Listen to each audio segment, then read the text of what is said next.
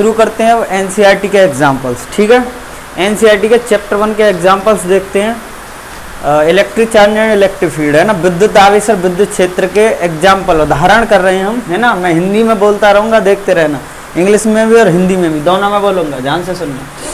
पहला एग्जाम्पल है, how can you charge a metal sphere positively without touching it. एक sphere है metal का, आप ऐसे जान लो कि एक मेटल का स्फीयर है, इस तरीके से एक मेटल का स्फीयर है ऐसे, ठीक है। ये मेटल स्फीयर है, मेटल स्फीयर मतलब धातु का गोला, धातु का गोला मेटल स्फीयर है। और इसको कैसे पॉजिटिवली चार्ज करना है, अगर ये स्फीयर है और मेटल का है तो इसमें क्या होगा कि इसमें पॉजिटिव भी होंगे और नेगेटिव भी होंगे, हर तरीके से एटम पड़े होंगे, पॉजिटिव भी और नेगेटिव भी। अब इसको विदाउट टचिंग करके, बिना टच किए इसको कैसे पॉजिटिवली चार्ज किया जाएगा, उस बात को अच्छे से सुनना है तुम्हें। तो हम लोग क्या करेंगे कि हम लोग यहाँ पर एक कंडक्टर ले लेंगे, क्या ले लेंगे, एक कंडक्टर, और उस पर रख देंगे नेगेटिव चार्ज, ओनली ऑन कोई ऐसा कंडक्टर लेंगे जिस पर सिर्फ नेगेटिव चार्ज हो। कैसा चार्ज हो, सिर्फ नेगेटिव। और जब नेगेटिव इस पे रहेगा तो ये नेगेटिव इसके नजदीक रखना है हमें, तो नेगेटिव क्या करेगा, पॉजिटिव, इसमें जितने भी पॉजिटिव होंगे उनको अट्रैक्ट करेगा, क्योंकि ऋणात्मक जो होता है वो धनात्मक को अट्रैक्ट करता है। तो पॉजिटिव जितने भी वो इधर की साइड आ जाएंगे और नेगेटिव को ये नेगेटिव रिपेल करेगा, मतलब प्रतिकर्षण करेगा, तो नेगेटिव इधर आ जाएंगे। ऋणात्मक ऋणात्मकों का करेगा प्रतिकर्षण और धनात्मकों को अपनी तरफ खींचेगा। मतलब अगर इसी ग्राफ को थोड़ा आगे देखें तो कुछ इस तरीके से हमने इसके पास एक रॉड रख दी जो नेगेटिवली चार्ज है, ये रॉड रख दी जो नेगेटिवली चार्ज है। उसने क्या किया, उसने स्पेयर से पॉजिटिव चार्जों को एक तरफ ले लिया, किधर ले लिया, एक तरफ, और नेगेटिव चार्जों को एक तरफ रख दिया। ठीक, तो ये इस तरीके से गेम आ जाता है ना। ऐसे रॉड इसके नजदीक रखने से, क्योंकि क्या है ना, कुछ सर्टेन डिस्टेंस पर अगर नेगेटिव और पॉजिटिव हो, तुम्हें बताया जाता है कि प्लस और माइनस अट्रैक्ट करते हैं और माइनस और माइनस क्या करते हैं, रिपेल करते हैं। ठीक, माइनस माइनस एक दूसरे को रिपेल करते हैं। तो अब आप लोग ध्यान से सुनिए कि इसमें पॉजिटिव इधर आ चुका है और नेगेटिव इधर जा चुका है। अभी हमें इसे करना कैसा है, पॉजिटिवली चार्ज मतलब धनात्मक बनाना है। इस पूरे के पूरे गोले को कैसा बनाना है, धनात्मक। तो हम क्या करेंगे, इस वाले की नेगेटिव की तरफ से अर्थिंग कर देंगे, इसकी क्या कर देंगे, अर्थिंग। अर्थिंग करने से क्या होता है कि अगर हम नेगेटिव की अर्थिंग कर रहे हैं तो अर्थिंग करने से होता ये है कि ये वाले चार्ज न्यूट्रल हो जाएंगे। ऐसे मान सकते हो आप, ऐसे कह सकते हो ये चार्ज यहाँ पर रहेंगे नहीं। जैसे ही हमने अर्थिंग की तो क्या होगा कि इसके पास, इसी कंडक्टर के पास, ये नेगेटिव तो है ही है, अभी भी नेगेटिव तो है ही है, तो यहाँ पे इस स्पेयर पे पॉजिटिव रह जाएंगे। अब हम लोग क्या करेंगे कि इस वाले स्पेयर को हटा देंगे। हम लोग क्या करेंगे, इस वाले स्पेयर को हटा देंगे, ये सॉरी स्पेयर को नहीं, इस वाले कंडक्टर को हटा देंगे। जैसे हम कंडक्टर को यहाँ से रिमूव करेंगे, है ना, इसको रिमूव करेंगे, इसको हटा देंगे, रिमूव करेंगे, हटा देंगे, तो हटाने से क्या होगा कि इन पे जो फोर्स लग रहा था ये इधर आ गए थे फोर्स की वजह से, तो ये सारे के सारे इस स्फीयर में फैल जाएंगे। ठीक, ये सारे के सारे इस स्फीयर में फैल जाएंगे और हमारा आंसर आ जाएगा, how can you charge a metal sphere positively without touching it. मतलब कैसे एक स्फीयर को बिना टच किए पॉजिटिव चार्ज किया जाएगा, उसका आंसर आ जाएगा। ओके, ये हुआ एग्जाम्पल नंबर 1। दूसरा सुनते हैं, चलिए एग्जाम्पल नंबर 2 को देखिए अच्छे से। ठीक, एग्जाम्पल नंबर 2 में क्या कह रहा है, अच्छे से सुनना कि यदि 10 की पावर 9 इलेक्ट्रॉन है ना, इफ 10 की power 9 electron move out of a body to another body. मतलब एक बॉडी तुम यहाँ पर ए लाइट कर सकते हो, एक बॉडी यहाँ पे बी लाइट कर सकते हो, ए और बी। इस बॉडी से इस बॉडी पे हर सेकंड 10 की पावर 9 इलेक्ट्रॉन जा रहे हैं। ठीक है ना, 10 की पावर 9 इलेक्ट्रॉन जा रहे हैं एक बॉडी से दूसरी बॉडी में पर सेकंड। एक सेकंड में 10 की पावर 9, ये बहुत बड़ा नंबर हो गया, है ना। Every second how much time is require, how much कितना टाइम लगेगा to get a total charge 1 coulomb on the other body. मतलब इस बॉडी से इस बॉडी में 1 कूलम चार्ज जाने में कितना टाइम लगेगा, समय लगेगा। ठीक, उस चीज का हमें जवाब देना है, कितना टाइम लगेगा। तो अब तुम सुनिए कि एक बॉडी से दूसरी बॉडी पे इतने इलेक्ट्रॉन एक सेकंड में गुजर जाते हैं, तो चार्ज कितना गुजरता होगा इतने इलेक्ट्रॉनों में। तो इसके लिए चार्जेस क्वांटाइज्ड या सबसे पहला फॉर्मूला हम पढ़ते हैं इसमें कि Q इक्वल टू होता है NU। ठीक है, इसमें n होता है नंबर ऑफ इलेक्ट्रॉन, e होता है इलेक्ट्रॉन का चार्ज। तो देखिए कितना चार्ज आ रहा है एक सेकंड में, n कौन है 10 की पावर 9 और e की वैल्यू कितनी होती है 1.6 इंटू 10 की पावर माइनस 19। ठीक है, तो ये 1.6 इंटू 10 की पावर माइनस 10 इतना कूलाम हर सेकंड में चार्ज जा रहा होगा, है ना। ये मैंने वो चार्ज निकाला है, इलेक्ट्रॉन तो इतने जा रहे हैं लेकिन चार्ज आवेश कितना जा रहा होगा एक सेकंड में, तो वो जा रहा होगा 1.6 इंटू 10 की पावर माइनस 10 कूलाम पर सेकंड।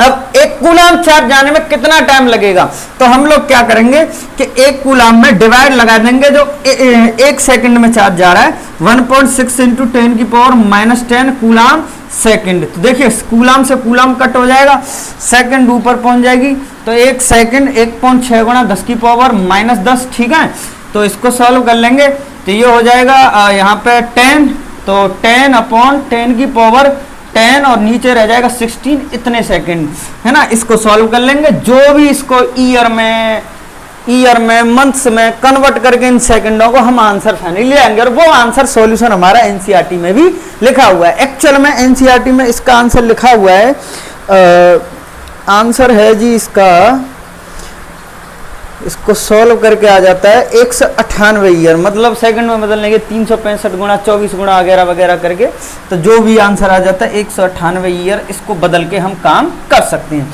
चलिए आगे का एग्जाम्पल समझते हैं। चलिए तो एग्जाम्पल नंबर 3 सुनिए क्या कह रहा है।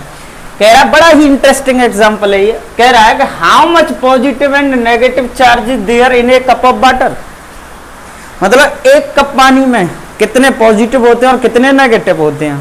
तो ये ध्यान से सुन लेना कि पॉजिटिव नेगेटिव निकालेंगे कैसे, उसके बारे में सुन लेना। जैसे कि एक कप वाटर ले लो, एक कप वाटर, ये एक कप इसमें पानी भरा हुआ है, तो एक कप वाटर को लगभग 250 ग्राम कहा जाता है। पहले अच्छा मैं एक बात बता देता हूं, तो मैं एटमों के बारे में बता देता हूं। देखो एटम जो होते हैं, परमाणु जो होते हैं, दो टाइप के होते हैं, तो स्टेबल कंडीशन में और एक अनस्टेबल कंडीशन में, है ना। स्टेबल तो वो होते हैं जिसमें नंबर ऑफ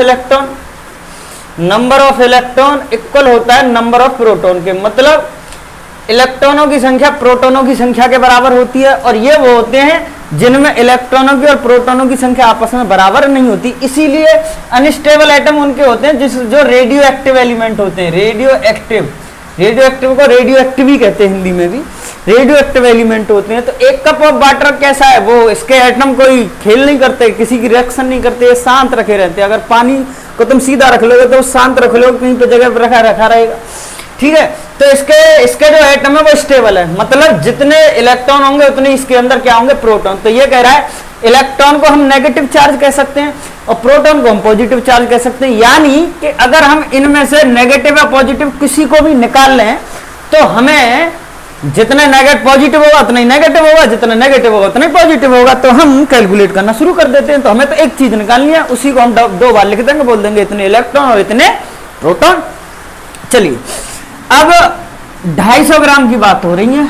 250 ग्राम वैसे क्वेश्चन में नहीं दिया है, जनरली सेंस लगाया जाता है दिमाग के तौर पर, जैसे एक कप पानी या एक कप चाय, तो लगभग एक कप का मतलब 250 ग्राम। ये सेंसिटिव बातें हैं, बड़ी समझदारी की, कि एक कप में जैसे ऐसे समझ लेते हैं ना हम लोग कि चीनी लेने जा रहे हैं तो चीनी को केजी में ही लिया जाएगा, लीटर में थोड़ी नहीं, लेकिन दूध को लीटर में लिया जाएगा। ऐसे एक कप से सामान्य सा एक मतलब सामान्य तरीके से एक सेंस बन जाता है कि एक कप ऑफ वाटर को आप ऐसे समझ लीजिए, एक कप ऑफ वाटर को 250 ग्राम पानी माना जाता है। अच्छा, तो H2O, पानी को क्या कहते हैं, H2O। इनका मॉलिक्यूलर मास, आणविक द्रव्यमान निकालते हैं, मॉलिक्यूलर मास है ना।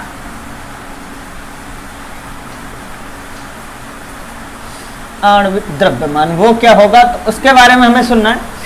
तो H का कितना, हाइड्रोजन का मास 1 होता है, इसमें 2 आ रहे हैं तो 2, और ऑक्सीजन का होता है 16, तो कितना आ गया 18 ग्राम। ठीक है, 18 ग्राम पानी का मॉलिक्यूलर मास होता है। लेकिन पानी कितना हमारा 250 ग्राम, तो 250 ग्राम में कितना मॉलिक्यूलर मास होगा, मॉलिक्यूलर मास ऑफ 25 ग्राम। तो हम लोग क्या करेंगे, इसके लिए हम जानते हैं कि 250 में 18 का डिवाइड लगा देंगे, इतना मॉलिक्यूलर मास होगा। मॉलिक्यूलर मास होगा, इसमें इतना मॉलिक्यूलर मास होगा। ठीक है, अब हमें निकालना है मॉलिक्यूलर मास, तो आ गया हमारे पास। सब निकालने हैं हमें मॉलिक्यूल्स, नंबर ऑफ मॉलिक्यूल्स, इतने पानी में कितने नंबर ऑफ मॉलिक्यूल्स होंगे। तो 1 मोल में, 1 मोल में है ना, 1 मोल में होते हैं 6.002 इंटू 10 की पावर 23 मॉलिक्यूल्स, 23 मॉलिक्यूल्स, इतने मॉलिक्यूल्स होते हैं।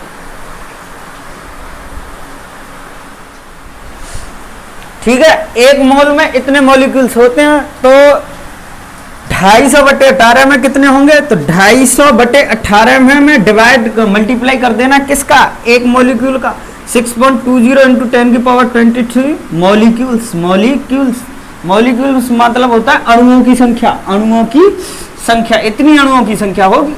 ठीक है, ये बड़ा ही आसान रहता है फंडा, बिल्कुल ऐसे ही है कि मैं मल्टीप्लाई क्यों कर रहा हूँ। जैसे कि मैं कहने लगूँ, आपसे कहने लगूं कि 50 रुपए की 1 किलो चीनी आती है, तो 3 किलो चीनी कितने की आएगी, आप फटाफट आंसर दे रहे होंगे 150 की। क्या किया आपने, मल्टीप्लाई तो किया 50 इंटू 3, कहीं ना कहीं आप यही कर रहे हो, इस बात पर सोचने की जरूरत है।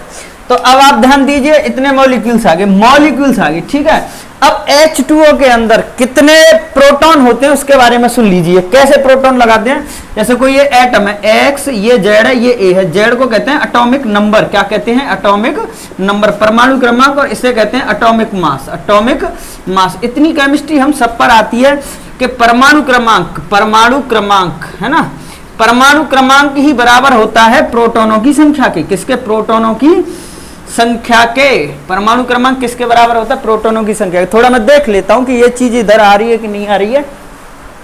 ओहो, चलिए थोड़ी कम आ रही है, पर मैं बता देता हूं, यहाँ पे सुन लीजिए, परमाणु क्रमांक Z बराबर किसके होता है, प्रोटॉनों की संख्या के। तो अब आप यहाँ पे देखिए H2O में कितने प्रोटॉन होंगे, हाइड्रोजन का परमाणु क्रमांक होता है 1 इंटू 2 और ऑक्सीजन का होता है 8, तो कितने प्रोटॉन होंगे 10। तो इतने मॉलिक्यूलों में अभी मुझे किसका मल्टीप्लाई और करना पड़ेगा, 10 का। तो 250 इंटू 18 इंटू 6.02 इंटू 10 की पावर 3, इसमें 10 प्रोटॉन है, और एक प्रोटॉन पर कितना चार्ज होता है, 1.6 इंटू 10 की पावर -19 कूलम। तो इस सब को हम सॉल्व करते ही यहां पर बोल देंगे कि इतना चार्ज इसके ऊपर होगा 250 ग्राम पानी में। तो फिर से एक बार देख लीजिए, पहले इनका नंबर ऑफ मोल्स निकालने हैं ना, 250 ग्राम में कितने मोल है, तो 250 ग्राम में है 250/18, क्योंकि इसका मॉलिक्यूलर मास कितना होता है, 18 ग्राम H2O का। नंबर ऑफ मोल्स, और 1 मोल में कितने मॉलिक्यूल, कितने अणुओं की संख्या होती है, इतनी होती है। तो इतने का इतने से मल्टीप्लाई करके हम निकाल लेंगे अणुओं की संख्या। अब अणु कितने हैं, कितने प्रोटॉन है, 10 हैं, तो 10 का मल्टीप्लाई करके, और एक अणु का कितना आवेश होता है, इतना होता है, मल्टीप्लाई टोटल करके हम आसानी से पता लगा लेंगे कि 1 कप वाटर में कितना आवेश होता है। इसको सॉल्व कर लेना है। देखिए एग्जाम्पल नंबर 5, मैंने 4 को स्किप किया है, अगर ज़रूरत हो तो मुझे पूछ सकते हो, तुम कमेंट में बता देना। स्किप इसलिए किया है कि थोड़ा लेंदी है, और मैं चलो ऐसा है, मैं बाद में वीडियो कर दूंगा उसकी, वैसे ईजी है, कोई नहीं, कैलकुलेशन का मार्जिन है, इसमें थोड़ा कंसेप्ट छुपा हुआ है। तो सुनिए, एक चार्ज मेटालिक स्फीयर है 2, ठीक, 2 चार्ज मेटालिक स्फीयर हैं, एक डोरी से बना, नायलॉन की डोरी से बना हुआ, और अनदर चार्ज मेटालिक स्फीयर भी held by A insulating handle, इसे किसी हैंडल से पकड़ रखा है। दो स्फीयर है, is brought close to as such that the distance between their center is 10 centimetre. मतलब समझिए, एक तो ऐसे है, इस तरीके से नायलॉन की डोरी से बंधा हुआ है एक ए वाला, ठीक है, इस पर कुछ चार्ज होगा, और दूसरा एक हैंडल से बांध रखा है इस तरीके से, इस पे भी कुछ चार्ज है बी, और इन दोनों के सेंटरों की जो डिस्टेंस है आपस में वो है 10 सेंटीमीटर। कितनी है, 10 सेंटीमीटर का ही है। और कहा कि क्या कहा है, distance between the resulting repulsive force is notice. अब इसका चार्ज Q और इसका भी क्या मान लेते हैं Q, ठीक, ये नोटिस करते हैं कि इन पर चार्ज कितना लग रहा होगा, और डिस्टेंस दोनों के बीच की को ले लेते हैं R, ठीक है। कैलकुलेशन के लिए, कैलकुलेशन का टाइम बचा रहे हैं, उसको सॉल्व नहीं कर रहे कि इतना न्यूटन आएगा। इस पे भी हमने चार्ज कैलकुलेट कर लिया Q, इस पे भी चार्ज कैलकुलेट कर लिया Q, और चलो ऐसे कह लो, इस पे Q1 और इस पे Q2 कह देते हैं, ठीक। चलो अलग अलग, आप फिर ये कहोगे कि एक जैसा ही क्यों। आइए, अब फोर्स जो लग रहा होगा इन दोनों के बीच में, जो रिपल्सिव फोर्स लग रहा होगा, रिपल्सिव है ना, प्रतिकर्षण बल, इन दोनों के बीच में जो प्रतिकर्षण बल लग रहा होगा वो लग रहा है F = K charge Q1 Q2 upon R का होल स्क्वायर, ठीक है। इसको इतना ही रख दें, R मतलब कौन है, अपना 10 है, Q1 Q2 चार्ज है। अब क्या कह रहा है, the resulting repulsive force is noticed, हमने Q1 Q2 और इसको R के दिया, नोटिस कर लिया, इतना है, लेट कर लिया। तो इस कह रहा है sphere A and B are touched uncharged C and D, A को C से टच कराना है और B को D से टच कराना है। मतलब जानिए कि ये वाला जो A है, ये जो डोरी से बंधा हुआ है, इस पे चार्ज कितना था Q1, इसे अनचार्ज्ड C से टच कराना है। और ये जो बंधा हुआ है, ये जो दूसरा चार्ज था, क्या था, इस पे चार्ज था Q2 और इसका नाम क्या था, ये D, ये B और ये A, इसको D से टच कराना है, अनचार्ज ने दोनों। तो क्या होता है कि चार्ज जो है एक बॉडी से दूसरी बॉडी पे ट्रांसफर होता है। अगर बॉडी अनचार्ज है, देखो टच की चार्ज बॉडी, आवेशित बॉडी वस्तु के पास, अगर अनावेशित वस्तु को तुम दोनों को टच कराओगे तो जिस पे आवेश है वो इससे आवेश इस बॉडी पे जाएगा और तब तक जाता रहेगा जब तक दोनों पर समान न हो जाए। ये एक्चुअल में पोटेंशियल का भी गेम है, विभव का भी यही गेम है ना।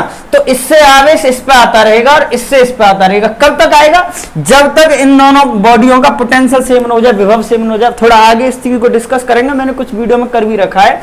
तो कैसे आएगा कि ये वाली बॉडी, ए वाली बॉडी C वाली बॉडी को, इस पे चार्ज क्या था Q1, ये इस पे इतना चार्ज देगी कि दोनों पे इक्वल हो जाए। इक्वल का मतलब इस पे आधा, अपना आधा वो इसे दे देगी, तो इस पे Q/2 और इस पे भी Q/2 बचेगा। ओके, ऐसे ही C और D, ऐसे ही C और D है ना, C और D, C और D, C पे कितना, सॉरी B और D, B पे कितना चार्ज था Q2, Q2 वाली बॉडी भी इसे जब तक चार्ज देती रहेगी जब तक दोनों पर इक्वल न हो जाए। इक्वल का मतलब कि ये अपना आधा इसे दे देगी तो इस पर भी Q2/2 चला जाएगा। अब कह रहा है वो क्वेश्चन, ये कह रहा है कि जब तुमने टच कराया, टच कराने के बाद इन दोनों पर कितना चार्ज रहेगा। देखो चार्ज जब तक एक बॉडी से दूसरी बॉडी पे जाता रहता है, जब तक इन दोनों का पोटेंशियल कैसा न हो जाए, समान हो जाए। तो अब देखिए इन दोनों पे चार्ज चलता रहेगा। आगे बढ़ते हैं, इन दोनों पे चार्ज इक्वल न हो जाए। अच्छा, अब कह रहा है कि अब सुनिए कि दोनों को आपने इंसुलेटर से तो टच करा दिया है, अब जो जो A और B पे चार्ज बता है, A पे और B पे, तो A पे और B पे, अब इस पे कितना रहेगा Q1/2, इस पे कितना रहेगा Q2/2। और कह रहा है डिस्टेंस को कर दिया गया 10 से 5, 10 से कितना कर दिया गया 5 सेंटीमीटर। तो देखो मैंने 10 को R कहा है तो 5 को क्या कर दूंगा भाई, 5 जो है 10 का आधा होता है ना, तो इस डिस्टेंस को R/2 कह दूंगा। अब फोर्स कितना आएगा, तो F डैश निकाल लेते हैं कि Q1/2 इंटू Q2/2 है ना, अपॉन R/2 का होल स्क्वायर। तो कितना आ गया, F dash equal to K Q² upon 4 और R² अपॉन 4, 4 से 4 कैंसिल आउट हुआ तो कितना K Q² अपॉन R²। और यही किसके इक्वल है हमारा, यही किसके इक्वल है, यही है F के इक्वल। मतलब F डैश, अब जो फोर्स है, अभी भी वो जो फोर्स है कितने के इक्वल है, पहले के पहले जैसा रिमेन कांस्टेंट, नियत बना रहेगा, रिमेन कांस्टेंट, नियत बना रहेगा, फोर्स बना रहेगा। ठीक, ये हमें इसका आंसर देना था। तो अब आप इससे एक चीज और समझ गए कि अगर अनचार्ज बॉडी को, वो अनचार्ज बॉडी को चार्ज बॉडी से टच कराते हैं तो चार्ज वाली तब तक उसे देती रहेगी जब तक दोनों पे कैसा न हो जाए, सेम चार्ज न हो जाए। ठीक, एग्जांपल नंबर आगे का सुनिए। चलिए एग्जांपल नंबर 6 को जानिए क्या कह रहा है। कह रहा है consider 3 charge Q1 Q2 Q3, 3 charge लीजिए, 3 आवेश लीजिए आप Q1 Q2 और Q3, और ईच इक्वल टू Q, मतलब तीनों के तीनों किसके बराबर है, Q के बराबर है। The vertices of equilateral triangle, और किसके शीर्ष पर रखे हैं, समबाहु त्रिभुजों के शीर्ष पर रखे हैं, इनकी ऑफ साइड L, जिसकी हर साइड क्या है, L है। आप ऐसे लेट कर लीजिए, एक इक्विलेटर ट्रायंगल बनाइए इस जगह पे, ठीक, और इस पे भी चार्ज Q, इस पे भी चार्ज Q, इस पे भी चार्ज Q। एक्चुअल में वो कह रहा है यहाँ Q1 Q2 Q3 रखो, लेकिन तीनों चार्ज एक जैसे कह तो रहा है Q1 Q2 3 each equal to Q, तीनों Q के बराबर है तो QQ रख दिए। और ये इक्विलेटर ट्रायंगल है तो हर साइड क्या होगी, L होगी, है ना, equilateral triangle of side L। ठीक, what is the force on charge capital Q placed at the centroid, मतलब इसके केंद्रक पे यहाँ पे कैपिटल Q चार्ज रखा है, वो भी सेम साइन का, चिन्ह सेम है, मतलब ये भी पॉजिटिव है तो ये भी पॉजिटिव है, ये भी पॉजिटिव है और ये भी पॉजिटिव है ना। Place at the centre of the triangle, है ना। तो अब नेट फोर्स बताना है, द फोर्स चार्ज इस Q पे लगने वाला फोर्स। इसको करने के कई तरीके हैं। अब तुम ऐसे जनरली सेंस वैसे ही जानना, साधारण भाषा में, सिंपल से वर्डों में, कि देखो ये भी प्लस का, ये भी प्लस का, तो इन दोनों में जो फोर्स लग रहा होगा वो लग रहा होगा रिपल्सिव, तो इसका नाम रख लेता हूं फोर्स नंबर 1। अब देखिए ये भी पॉजिटिव और ये भी पॉजिटिव, तो इन दोनों पे भी कैसा फोर्स लग रहा होगा, रिपल्सिव, तो ये हो गया F2। ये भी पॉजिटिव, तो इन पे भी कैसा लग रहा होगा, रिपल्सिव, तो ये क्या हो गया, F3। मतलब अगर इन्हीं फोर्सेस का अगर FBD देखो तुम, FBD मतलब फ्री बॉडी डायग्राम, मुक्त पिंड आरेख, अगर इसको तुम ध्यान से देखो इस बॉडी पे, तो देखिए क्या आएगा कि एक F1 तो लग रहा है आपका नीचे, और F2 लग रहा है आपका इधर की साइड, और F3 लग रहा है आपका इधर की साइड, ठीक है। और ये तीनों फोर्सेज आपस में कैसे लग रहे होंगे, इक्वल। रीजन जान लो कि अगर ये इक्वलेटर ट्रायंगल में अगर ये डिस्टेंस लेट कर लो कि अगर B है, तो ये भी 100% क्या होगी, B, और ये भी क्या होगी, 100% B होगी। मतलब इक्वलेटर ट्रायंगल में साइड एक जैसी होती है, ये भी हर चीज, हर लेंथ कैसी होती है, एक जैसी होती है। समझ रहे हो, नहीं समझ रहे हो? तो देखो चार्ज भी सेम है, इन दोनों के बीच में फोर्स, इन दोनों के बीच में फोर्स, इन दोनों के बीच में फोर्स, समझ रहे हो?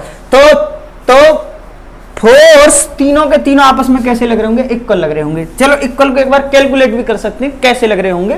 तो देखो F1 को कैलकुलेट करो तुम, F1 क्या निकालोगे कि F1 किस किस के बीच में, थोड़ा ध्यान देना इधर, F1 है किस किस के बीच में, plus Q and capital Q, और डिस्टेंस कितनी ले रखी है मैंने, B, और ये F1 है ना, तो K चार्जों का प्रोडक्ट और जो डिस्टेंस है उसका स्क्वायर, ऐसे ही तो निकालते हैं। समझ रहे हैं? आगे देखिए F2 कैसे लिखेंगे, F2 के F2 कहाँ है, ये रहा, चार्ज कितने कितने, स्मॉल क्यू और कैपिटल क्यू, और जो डिस्टेंस है वो क्या है, B का होल स्क्वायर। क्लियर?